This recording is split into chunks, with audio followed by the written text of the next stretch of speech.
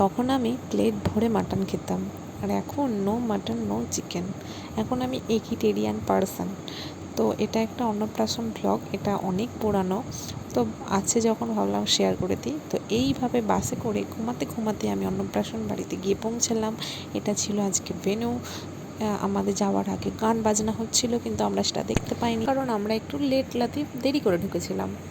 ভেন্যুটা খুবই সুন্দর ছিল। আর এখানে আমি কারোর সঙ্গে একটা কথা বলছি, তারপরে খাওয়ার পর্বে চলে এসেছি। এমন করে পাত ভর্তি করে মাটন নিয়েছে যেন কত দিন খেতে পাইনি।